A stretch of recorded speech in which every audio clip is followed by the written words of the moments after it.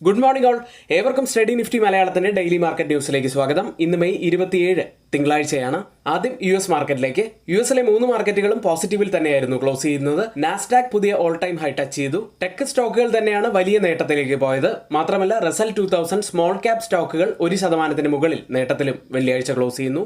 ഇപ്പോൾ ഓപ്പൺ ചെയ്ത ഏഷ്യൻ മാർക്കറ്റുകൾ ചെറിയ പോസിറ്റിവിറ്റിയിൽ തന്നെയാണുള്ളത്. ഇന്ത്യൻ മാർക്കറ്റിലേക്ക് വന്നാൽ ഈ ആഴ്ച വളരെ നിർണായകം തന്നെയാണ്. ജൂൺ 1 ശനിയാഴ്ചയാണ് ലോക്സഭാ ഇലക്ഷന്റെ അവസാനത്തെ ഫേസ് നടക്കുന്നത്. ജൂൺ 1 ശനിയാഴ്ച വൈകുന്നേരം തന്നെ എക്സിറ്റ് പോൾ റിസൾട്ടുകൾ വരും 6:30 മുതൽ.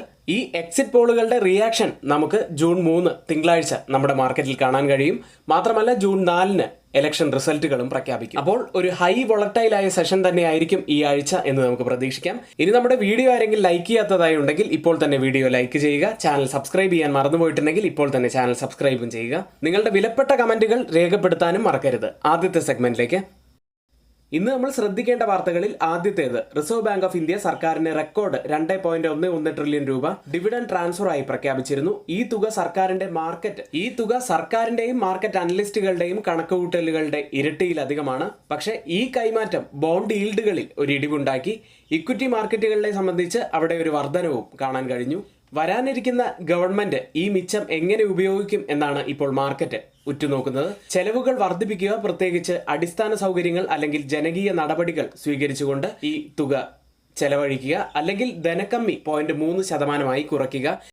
ഇത് രണ്ട് ചെയ്തു കഴിഞ്ഞാലും മാർക്കറ്റിനെ സംബന്ധിച്ച് അത് പോസിറ്റീവ് ഫാക്ടർ തന്നെയാണ്. പ്രധാനപ്പെട്ട സ്റ്റോക്ക് ന്യൂസുകളിലേക്ക്. ആദ്യം NTPCയുടെ റിസൾട്ടാണ്. ഇയർ ഓൺ ഇയറിൽ നെറ്റ് പ്രോഫിറ്റിൽ 2% ഇടിവാണ് വന്നിരിക്കുന്നത്. 5556.4 കോടി രൂപയിലാണ് പ്രോഫിറ്റ് ഉള്ളത്. റവന്യൂവിൽ 2.9% വർധനവും ഉണ്ടായിട്ടുണ്ട്. മറ്റൊരു കമ്പനി ബോഷ് ആണ്. നെറ്റ് പ്രോഫിറ്റിൽ ഇയർ ഓൺ ഇയറിൽ 41.5% വർധനവും റവന്യൂവിൽ 4.2% വർധനവും വന്നിരിക്കുന്നു.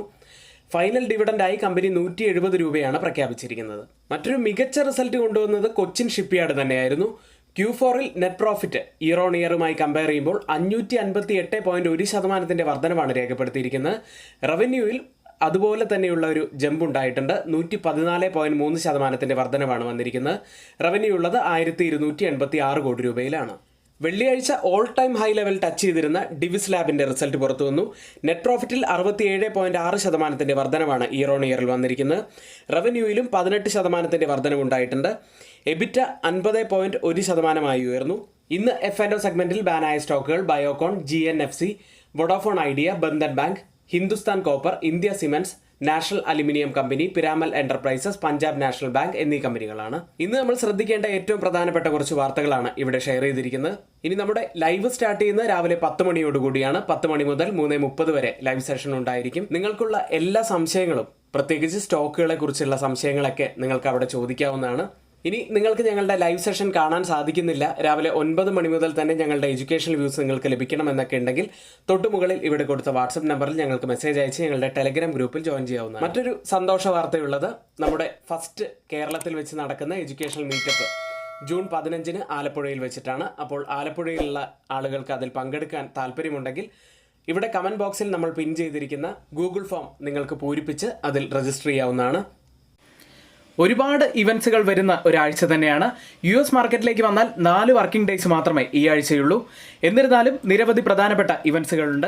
ഇന്ത്യൻ മാർക്കറ്റിലേക്ക് വന്നാൽ വോട്ട് കൗണ്ടിംഗ് ഡേയ്സിലേക്ക് നമ്മൾ അടുത്തുകൊണ്ടിരിക്കുന്നു. അതുകൊണ്ട് തന്നെ വലിയ വോളറ്റാലിറ്റി നമുക്ക് പ്രതീക്ഷിക്കാവുന്നതാണ്.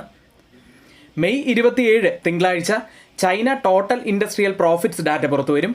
ബുധനാഴ്ചയാണ് അടുത്തൊരു ഇവന്റ് വരുന്നത്. May 29 India money supply data. വ്യാഴാഴ്ച May 30 euro area economic sentiment indicator വരും.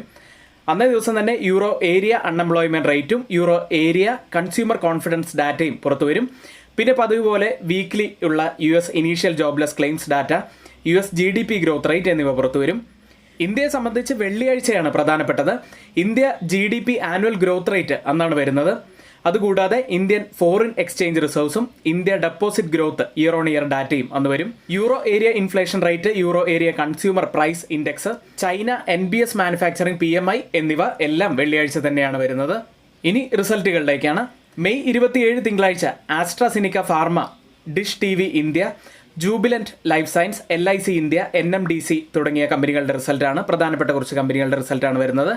മെയ് 28 ചൊവ്വാഴ്ച Aditya Birla fashion and retail, campus active wear, MedPlus health services, Wockhardt pharma എന്നിവയുടെ റിസൾട്ട്. ബുധനാഴ്ച Alkem labs, Bata India, Cummins India, lemon tree എന്നീ കമ്പനികളുടെ result. വ്യാഴാഴ്ച Apollo tyres, Muthoot finance എന്നീ കമ്പനികളുടെ റിസൾട്ടാണ് വരുന്നത്. വെള്ളിയാഴ്ചത്തെ ഇന്ത്യൻ മാർക്കറ്റിന്റെ ഹൈലൈറ്റ്സിലേക്കാണ്. സെൻസെക്സും നിഫ്റ്റി 50യും കഴിഞ്ഞ 5 മാസത്തിനിടയിലെ ഏറ്റവും വലിയ 2 ആഴ്ചത്തെ വീക്ക്ലി ഗെയിനാണ് നേടിയത്. നിഫ്റ്റി 50യിലെ 7 സ്റ്റോക്കുകൾ പുതിയ ഓൾ ടൈം ഹൈ രേഖപ്പെടുത്തി. അതിൽ Bharti Airtel, Divi's lab, Eicher Motors എന്നീ കമ്പനികളുണ്ടായിരുന്നു. ബാങ്ക് നിഫ്റ്റി തന്നെയാണ് നേട്ടങ്ങളിൽ മുന്നിൽ നിന്നത്. അതിൽ തന്നെ HDFC ബാങ്ക് നിഫ്റ്റിയിലെയും ബാങ്ക് നിഫ്റ്റിയിലെയും വലിയ കോൺട്രിബ്യൂട്ടറായി. നിഫ്റ്റിയിലേക്ക് 23,000 എന്ന ക്രൂഷ്യൽ സോൺ നിഫ്റ്റി ബ്രേക്ക് ചെയ്ത് 23,026 എന്ന ഓൾ ടൈം ഹൈയും വെള്ളിയാഴ്ച ടച്ച് ചെയ്തിരുന്നു. ഒടുവിൽ ക്ലോസ് ചെയ്യുന്നത് 10 പോയിന്റ്സ് ഇടിഞ്ഞ് 22,957 അടുത്തത് നിഫ്റ്റിയുടെ ഡേ ക്യാൻഡിലാണ്. വലിയ അപ്പർ വിക്കോട് കൂടിയ ഒരു ബുള്ളിഷ് ക്യാൻഡിലാണ് ഡെയിലി ചാർട്ടിൽ ഫോം ആയിരിക്കുന്നത്. ഈ ഒരു ക്യാൻഡിൽ സൂചിപ്പിക്കുന്നത് ഹയർ ലെവലിൽ നല്ല സെല്ലിംഗ് പ്രഷർ ഉണ്ട് എന്ന് തന്നെയാണ്. ഇനി നിഫ്റ്റിയുടെ കഴിഞ്ഞ 10 ദിവസം എടുത്തു നോക്കിക്കഴിഞ്ഞാലും ഹയർ ഹൈ ഫോർമേഷൻ തന്നെയാണ് നിഫ്റ്റിയിൽ കാണുന്നത്. ഇപ്പോഴും ഒരു പോസിറ്റീവ് ബയാസ് തന്നെയാണ് നിഫ്റ്റിയിൽ കാണുന്നത്. ഇപ്പോൾ നമുക്ക് പ്രധാനമായും കാണാൻ കഴിയുന്ന ഒരു പ്രശ്നം റൈസിംഗ് ചാനലിന്റെ അപ്പർ എൻഡിലാണ് ഇപ്പോൾ നിഫ്റ്റി ഉള്ളത്. കാരണം ഈ ഒരു ലെവൽ നമ്മൾ പ്രത്യേകം ശ്രദ്ധിക്കേണ്ട ഒരു ലെവൽ തന്നെയാണ്. ഇവിടെ നിന്നും ഒരു ഫോൾ വരാനുള്ള സാധ്യതകൾ കൂടുതലുമാണ്. നിഫ്റ്റിയുടെ വീക്ക്ലി ക്യാൻഡിലേക്ക് ഒരു വലിയ ബുള്ളിഷ് ക്യാൻഡിലാണ് വീക്ക്ലി ചാർട്ടിൽ ഫോം ആയിരിക്കുന്നത്. കഴിഞ്ഞ ആഴ്ച മാത്രം നിഫ്റ്റി 2.19% ഉയർന്നത്. കൂടുതൽ ഓപ്പൺ ഇൻട്രസ്റ്റ് രേഖപ്പെടുത്തിയ കോൾ സൈഡിലെയും പുട്ട് സൈഡിലെയും സ്ട്രൈക്കുകളിലേക്ക് ആദ്യം 23,000 കൂടുതൽ ഓപ്പൺ ഇൻട്രസ്റ്റ് ഉള്ളത്. അതിനുശേഷം 23,500 സ്ട്രൈക്കിലും അതിനുശേഷം 23,800 പുട്ട് സൈഡിൽ 23,000 തന്നെയാണ് കൂടുതൽ ഓപ്പൺ ഇൻട്രസ്റ്റ് ഉള്ളത്. അതിനുശേഷം 22,500 സ്ട്രൈക്കിലും അതിനുശേഷം 22,000 സ്ട്രൈക്കിലുമാണ്. ഓപ്പൺ ഇൻട്രസ്റ്റ് ഡാറ്റ പ്രകാരം 23,000 ഒരു റെസിസ്റ്റൻസ് ആവാനുള്ള സാധ്യതയുള്ളതും സപ്പോർട്ട് ആവാൻ സാധ്യതയുള്ളത് 22,500. Change in open interest data പ്രകാരം കോൾ സൈഡിലും പുട്ട് സൈഡിലും വന്ന വ്യത്യാസങ്ങൾ പരിശോധിക്കാം. ആദ്യം ATM സ്ട്രൈക്കായ 22,950 194% വർധനവ് പുട്ട് സൈഡിൽ കാണാം. ലോങ് ബിൽഡപ്പ് തന്നെയാണ്. 91% വർധനവാണ് കോൾ സൈഡിലുള്ളത്. ഒരു ഷോർട്ട് ബിൽഡപ്പാണ് ആ സ്ട്രൈക്കിൽ കാണുന്നത്. അടുത്തത് 22,900 സ്ട്രൈക്കിൽ 75% വർധനവ്, ഒരു ലോങ് ബിൽഡപ്പ് ആ സ്ട്രൈക്കിലുണ്ട്. എന്നാൽ കോൾ സൈഡിൽ 6% ഇടിവ് മാത്രമാണ് കാണുന്നത്. ഷോർട്ട് കവറിംഗ് ആണ് ആ സ്ട്രൈക്കിൽ നടക്കുന്നത്. അടുത്തത് 23,000 സ്ട്രൈക്കിൽ 116% വർധനവ്, ഒരു ലോങ് ബിൽഡപ്പാണ് ആ സ്ട്രൈക്കിൽ പുട്ട് സൈഡിൽ കാണുന്നത്. കോൾ സൈഡിൽ 49% വർധനവ്, ഒരു ഷോർട്ട് ബിൽഡപ്പാണ് ആ സ്ട്രൈക്കിലും നടക്കുന്നത്. 3 സ്ട്രൈക്കുകളും കമ്പയർ ചെയ്യുമ്പോൾ പുട്ട് സൈഡാണ്, അതായത് മാർക്കറ്റിനെ മുകളിലേക്ക് കൊണ്ടുപോകാൻ കഴിവുള്ള പുട്ട് സെല്ലേഴ്സ് നല്ല സ്ട്രോങ് ആയി തന്നെ നിൽക്കുന്നു എന്ന് കാണാം. ബാങ്ക് നിഫ്റ്റിയിലേക്ക് 48,971 203 പോയിന്റ്സ് ഉയർന്നാണ് ക്ലോസ് ചെയ്യുന്നത്. തുടർച്ചയായ 2ാമത്തെ ദിവസവും ഹയർ ഹൈ ഹയർ ലോ ഫോർമേഷനാണ് ബാങ്ക് നിഫ്റ്റിയിൽ ഉണ്ടാകുന്നത്.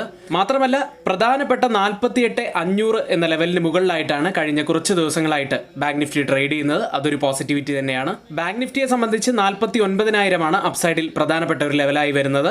ഡൗൺ സൈഡിൽ 48,800 പ്രധാനപ്പെട്ട ഒരു സപ്പോർട്ട് ആവാനും സാധ്യതയുണ്ട്. മാക്സിമം ഓപ്പൺ ഇൻട്രസ്റ്റ് രേഖപ്പെടുത്തിയ കോൾ സൈഡിലെയും പുട്ട് സൈഡിലെയും സ്ട്രൈക്കുകളിലേക്കാണ്. ആദ്യം ബാങ്ക് നിഫ്റ്റിയിൽ കോൾ സൈഡിൽ 50,000 കൂടുതൽ ഓപ്പൺ ഇൻട്രസ്റ്റ് ഉള്ളത്. അതിനുശേഷം 49,000 സ്ട്രൈക്കിലും അതിനുശേഷം 49,500 സ്ട്രൈക്കിലുമാണ്. കോൾ സൈഡിൽ 48,000 കൂടുതൽ ഓപ്പൺ ഇൻട്രസ്റ്റ് ഉള്ളത്. അതിനുശേഷം 47,000 സ്ട്രൈക്കിലും അതിനുശേഷം 48,500 സ്ട്രൈക്കിലുമാണ്.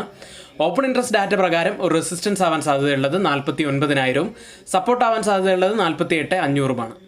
ഇന്ത്യ വിക്സിലേക്ക് ഇന്ത്യ വിക്സ് ക്ലോസ് ചെയ്യുന്നത് 21.71 എന്ന നിലയിലാണ്. 1.54% വെള്ളിയാഴ്ച ഉയർന്നത്. 21 എന്ന മാർക്കിന് മുകളിലായിട്ട് തുടർച്ചയായ 4ാമത്തെ ദിവസമാണ് ഇന്ത്യ വിക്സ് ട്രേഡ് ചെയ്യുന്നത്. എഡ്യൂക്കേഷണൽ പർപ്പസിന് വേണ്ടി ഷെയർ ചെയ്യുന്ന F&O സ്റ്റോക്കുകളുടെയും സ്വിംഗ് സ്റ്റോക്കുകളുടെയും പെർഫോമൻസ് അനാലിസിസിലേക്കാണ്.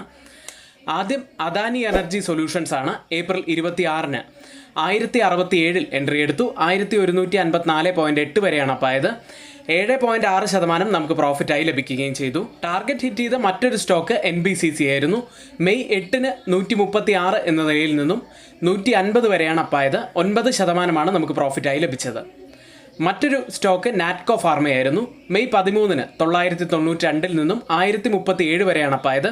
4.3% നമുക്ക് പ്രോഫിറ്റായി ലഭിക്കുകയും ചെയ്തു. വെള്ളിയാഴ്ച നമ്മുടെ ടാർഗറ്റ് ഹിറ്റ് ചെയ്ത സ്റ്റോക്കുകൾ മാത്രമാണ് ഇവിടെ മെൻഷൻ ചെയ്തിരിക്കുന്നത്. പ്രോഫിറ്റിലേക്ക് വന്ന ഒത്തിരിയേറെ മറ്റ് സ്റ്റോക്കുകളുമുണ്ട്, അതൊന്നും ഇവിടെ മെൻഷൻ ചെയ്യുന്നില്ല. ഇനി നമ്മുടെ ഗ്രൂപ്പിൽ ആർക്കെങ്കിലും ജോയിൻ ചെയ്യാൻ താല്പര്യമുണ്ടെങ്കിൽ തൊട്ടുമുകളിൽ ഇവിടെ കൊടുത്ത വാട്സപ്പ് നമ്പറിൽ ഞങ്ങൾക്ക് മെസ്സേജ് അയച്ച് ഞങ്ങളുടെ ടെലഗ്രാം ഗ്രൂപ്പിൽ ജോയിൻ ചെയ്യാവുന്നതാണ്. ഗ്ലോബൽ മാർക്കറ്റ് സെഗ്മെന്റിൽ ആദ്യം FIDA ആക്ടിവിറ്റിയാണ്. FIS 944 കോടി രൂപയ്ക്കാണ് വെള്ളിയാഴ്ച സെല്ല് ചെയ്ത്. അവരുടെ സെല്ലിങ്ങിൽ വലിയ കുറവ് വന്നിട്ടുണ്ട്. ചില ദിവസങ്ങളിൽ അവർ ഒരു ബൈയിങ്ങിലേക്കും പോകുന്നത് നമുക്ക് പ്രതീക്ഷ നൽകുന്നു. DIS 2320 കോടി രൂപയ്ക്കാണ് ബൈ ചെയ്തിരിക്കുന്നത്. US മാർക്കറ്റിലേക്ക് ഒരിക്കൽ കൂടി നാസ്ഡാക്ക് ഓൾ ടൈം ഹൈ ലെവലെത്തി. 3 US മാർക്കറ്റുകളും പോസിറ്റീവിൽ തന്നെയാണ് ക്ലോസ് ചെയ്തത്. S&P 500 0.7% നേട്ടത്തിൽ, നാസ്ഡാക്ക് 1.1% നേട്ടത്തിൽ, ഡൗ ജോൺസ് 0.01% നേട്ടത്തിലും ക്ലോസ് ചെയ്തു. കഴിഞ്ഞ ആഴ്ച S&P 500 0.03% ഉയർന്നത്. നാസ്ഡാക്ക് 1.41% ഉയർന്നപ്പോൾ ഡൗ ജോൺസ് 2.33% ഇടിയുകയും ചെയ്തു. ഷെയറുകളിൽ എൻവിദിയ ബ്ലോക്ക് ബസ്റ്റർ ഏർണിംഗുകൾ റിപ്പോർട്ട് ചെയ്തതിനു ശേഷം 2.6% ഉയർന്നു. വെള്ളിയാഴ്ച US മാർക്കറ്റുകളിൽ നിരവധി ടെക് സ്റ്റോക്കുകൾ തന്നെയാണ് നല്ല നേട്ടമുണ്ടാക്കിയത്. AMD 3.7% ഉയർന്നു, ഇന്റൽ 2.1%, മെറ്റ 2.7%, നെറ്റ്ഫ്ലിക്സ് 1.7% നേട്ടവും വെള്ളിയാഴ്ച ഉണ്ടാക്കി. മറ്റൊരു പ്രധാനപ്പെട്ട വാർത്ത വന്നത് ഇപ്പോൾ പുറത്തു വന്ന ശക്തമായ സാമ്പത്തിക തൊഴിൽ ഡാറ്റയ്ക്ക് ശേഷം ഫെഡറേഷന്റെ ആദ്യ നിരക്ക് കുറയ്ക്കുന്നതിനുള്ള ഫോർകാസ്റ്റ് ഗോൾഡ്മാൻ സാച്ചസ് ജൂലൈയിൽ നിന്നും സെപ്റ്റംബറിലേക്ക് മാറ്റി. ഇനി CME ഫെഡ് വാച്ച് ടൂൾ പരിശോധിച്ചു കഴിഞ്ഞാൽ സെൻട്രൽ ബാങ്ക് അതിന്റെ സെപ്റ്റംബർ മീറ്റിംഗിൽ നിരക്ക് കുറയ്ക്കുന്നതിനുള്ള സാധ്യത 50% താഴെ മാത്രമാണ് എന്ന് ട്രേഡേഴ്സ് ഇപ്പോൾ കണക്കാക്കുന്നു. ഇത് മാർക്കറ്റിനെ സംബന്ധിച്ച് ഒരു നെഗറ്റിവിറ്റി തന്നെയാണ്. വെള്ളിയാഴ്ച US കമ്മ്യൂണിക്കേഷൻ സർവീസസ് 1.29% നേട്ടവും ടെക് യൂട്ടിലിറ്റി സെക്ടറുകൾ 1% മുകളിൽ നേട്ടവും ഉണ്ടാക്കി. വ്യാഴാഴ്ച റസൽ 2000 1.6% ഇടിഞ്ഞ വാർത്ത നമ്മൾ പറഞ്ഞിരുന്നു. വെള്ളിയാഴ്ച അവിടെ ഒരു റിക്കവറിയും കണ്ടു. 1.04% വെള്ളിയാഴ്ച റസൽ 2000 ഉയർന്നത്. ഇന്ന് US മാർക്കറ്റുകളിൽ മെമ്മോറിയൽ ഡേയോടനുബന്ധിച്ച് ഒരു അവധിയാണ്. US ലിസ്റ്റ് ചെയ്ത ഇന്ത്യൻ കമ്പനികളുടെ പ്രകടനം ആദ്യം ഇൻഫോസിസ് 0.23% ഇടിഞ്ഞു.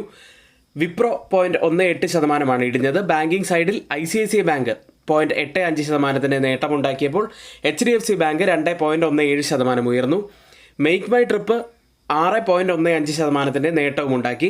ഡോക്ടർ റെഡ്ഡി 0.12% ഇടിയുകയും ചെയ്തു. ഇപ്പോൾ ട്രേഡിംഗ് നടക്കുന്ന US മാർക്കറ്റിന്റെ ഫ്യൂച്ചേഴ്സ് ഒരു ഇടിവിൽ തന്നെയാണ്. ഡൗ ജോൺസ് 0.10% ഇടിവിലും, S&P 500 0.11% ഇടിവിലും, നാസ്ഡാക്ക് 0.16% ഇടിവിലും ഇപ്പോൾ ട്രേഡ് ചെയ്യുന്നു. യൂറോപ്യൻ മാർക്കറ്റിലേക്ക് വെള്ളിയാഴ്ച ക്ലോസ് ചെയ്യുന്ന യൂറോപ്യൻ മാർക്കറ്റുകൾ ഒരു ഇടിവിൽ തന്നെയായിരുന്നു. UK മാർക്കറ്റ് FTSE 0.26% ഇടിഞ്ഞു. ഫ്രാൻസ് മാർക്കറ്റ് CAC 0.09% ഇടിഞ്ഞു. ഡാക്സ് 0.01% നേട്ടത്തിൽ ക്ലോസ് ചെയ്തപ്പോൾ സ്റ്റോക്ക് 600 0.17% ഇടിയുകയും ചെയ്തു. US മാർക്കറ്റുകൾ സെപ്റ്റംബറിൽ ഒരു റേറ്റ് കട്ടിലേക്ക് പോകും എന്നാണ് പ്രതീക്ഷിക്കുന്നത്. എന്നാൽ യൂറോപ്യൻ സെൻട്രൽ ബാങ്ക് പ്രതീക്ഷിക്കുന്നത് ജൂൺ മാസത്തിലായിരുന്നു. എന്നിരുന്നാലും ഉയർന്ന പണപ്പെരുപ്പ കണക്കുകൾ ഇപ്പോൾ ജൂണിലെ റേറ്റ് കട്ടിന്റെ സംശയത്തിന്റെ നിഴലിലാക്കിയിരിക്കുകയാണ്. ഇപ്പോൾ ട്രേഡിംഗ് ആരംഭിച്ച യൂറോപ്യൻ മാർക്കറ്റുകളിൽ ഡാക്സ് 0.15% ഇടിവിലാണ്. CAC 0.18% ഇടിവിലും, FTSE 0.35% ഇടിവിലുമാണ് ഇപ്പോൾ ട്രേഡ് ചെയ്യുന്നത്.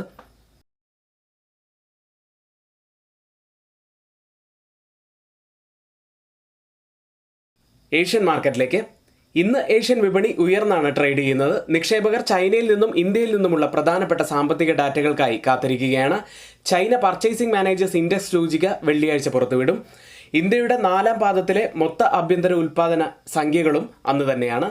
ഇപ്പോൾ സമയം രാവിലെ 6:40 ഇപ്പോൾ ട്രേഡ് ചെയ്യുന്ന ഗിഫ്റ്റ് നിഫ്റ്റി ഉള്ളത് 23,031 എന്ന നിലയിലാണ്. അതായത് ഇപ്പോഴത്തെ ഈ ഒരു നില വെച്ച് നിഫ്റ്റിയിൽ ഒരു മ്യൂട്ടഡ് അല്ലെങ്കിൽ ഒരു ചെറിയ പോസിറ്റീവ് സ്റ്റാർട്ടിനാണ് സാധ്യതയുള്ളത്.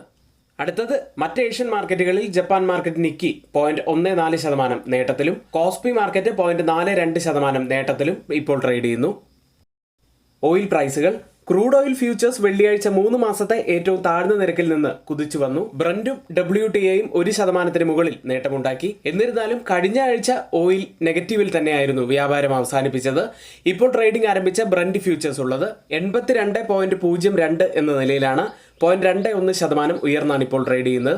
WTI ഉള്ളത് $77.88 പെർ ബാരൽ എന്ന നിലയിൽ 0.22% ഉയർന്നും ട്രേഡ് ചെയ്യുന്നു. ഇന്നത്തെ ഏറ്റവും പ്രധാനപ്പെട്ട കുറച്ച് വാർത്തകൾ ഏറ്റവും ഓതറൈസ്ഡ് ആയിട്ടുള്ള സൈറ്റുകളായ money control, mint, CNBC, Reuters തുടങ്ങിയ മാധ്യമങ്ങളിൽ നിന്ന് എടുത്തിട്ടുള്ളതാണ്. മറ്റുള്ളവയെല്ലാം നമ്മുടെ വ്യൂസ് മാത്രമാണ്. ഒരിക്കലും അത് റെക്കമെൻഡേഷൻ ആയിട്ട് ആരും തന്നെ എടുക്കരുത്. എങ്കിൽ ഇന്നത്തെ വീഡിയോ ഇവിടെ പൂർത്തിയാവുന്നു. ഏവർക്കും നന്ദി.